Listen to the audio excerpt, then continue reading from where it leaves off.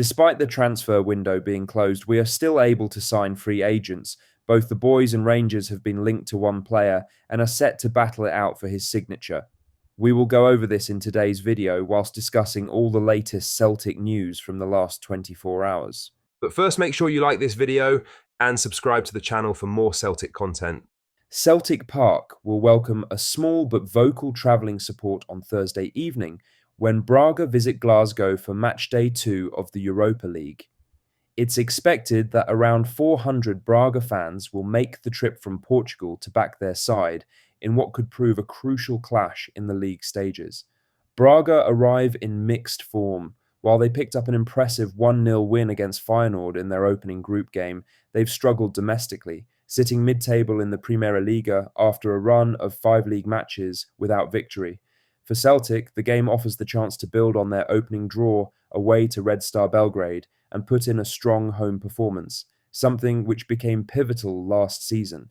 The support inside Celtic Park will be significantly larger than Braga's following, but the away contingent will no doubt make themselves heard in the corner of the Lisbon Lions stand. With a 17:45 kickoff time and another fan-led silent protest planned for the first 29 minutes, the atmosphere could be intriguing as both teams look to take a big step toward the knockout stages. Celtic will want to get 3 points on the board early on and have something to build on over the next few match days.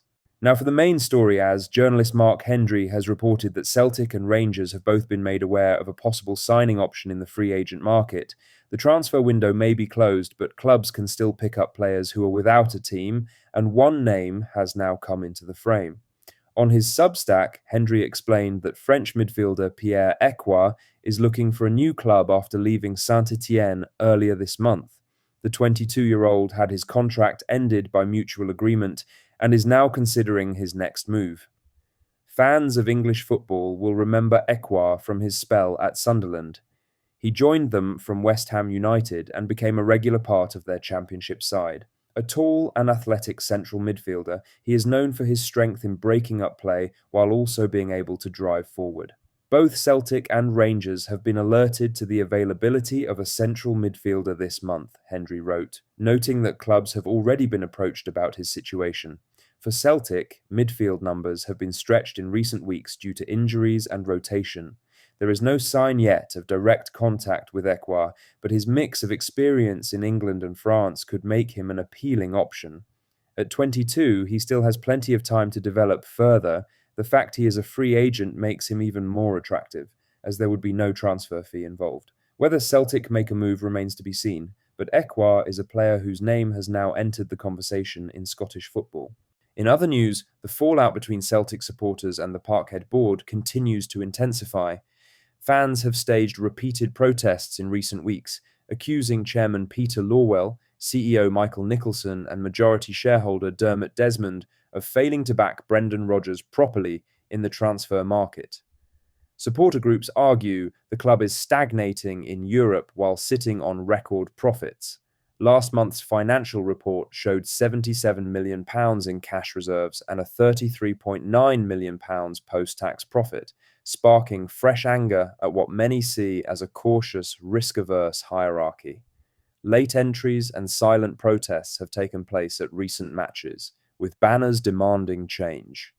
Now, former Sunderland executive Charlie Methven has weighed in, accusing the Celtic leadership of putting financial security ahead of ambition, describing cash reserves as extraordinary.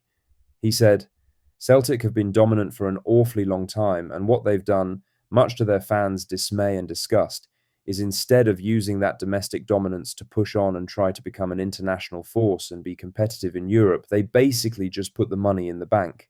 They've got an extraordinary amount of cash in the bank. I think it's like £100 million or something like that they just keep in the bank, because they don't need it to win in Scotland, they don't need it to qualify for Europe, so why take the risk?" I read a letter from the supporters and then a responding letter from the board to the supporters, and if you unpacked all the boring corporate language that was written in a pretty uncharming way, I have to say I didn't rate it as a piece of communications at all. Basically what it said was, we are running this club in a sustainable way because we have no reason not to do so. We don't need to put our chips on the table. We sell out every week. We qualify for Europe every year. We win the league more or less every year, so why wouldn't we? So there's a huge amount of discontent going on there. For many fans, his remarks echo frustrations already directed at the club's custodians, who are being accused of prioritising balance sheets over progress on the pitch. This summer saw tensions reach boiling point, but frustrations have been simmering away in the background for some time now. The Celtic fan collective are demanding that Nicholson, Lorwell, and McKay leave their positions on the Celtic board. That's their starting point, and once they achieve that, they will look at the other directors. In other news, Celtic's record signing Arne Engels has endured a difficult start to the season, struggling for both minutes and confidence after losing his place to Benji Nygren. The Belgian midfielder, brought in for £11 million last summer, has yet to consistently hit the heights expected of him despite flashes of quality during his debut campaign. Engels' standout moment came in last year's Champions League clash with Bayern Munich, where he impressed supporters with a mature performance against world-class opposition. Many hoped it would prove a turning point. Instead, the 21-year-old has found himself on the fringes of Brendan Rodgers' side, with Nygren preferred in recent weeks.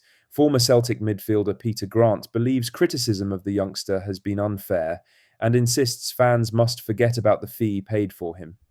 I thought he was unfairly criticised last year. To be fair to the kid, forget about being £11 million, he said. That's very, very difficult to judge. It's not the boy who puts it on. If somebody comes and values your house at £1 million, but then there's a guy down the street who loves it that much and offers you £11 million, does it make your house any better? Number. It's just about what somebody was willing to pay for you. I never think anybody's worth £11 million. There are reserve players down in England moving for £25 million, and I've never heard of them. The one thing I would try and get out of people's minds is forget the price tag. I only judge him on how he's performing, how well he's playing. I thought he was very quiet on Saturday. He's not at the good levels I thought he showed last year. I thought he was a goal threat. I thought his passing was excellent. I thought his running without receiving the ball was excellent. He got in the box. He made unselfish runs, which created space for others. I've no doubt there's a talented boy in there. To break into that Belgium team and work and train with these players shows that. But what he's got to understand is the pressures that come with playing with Celtic.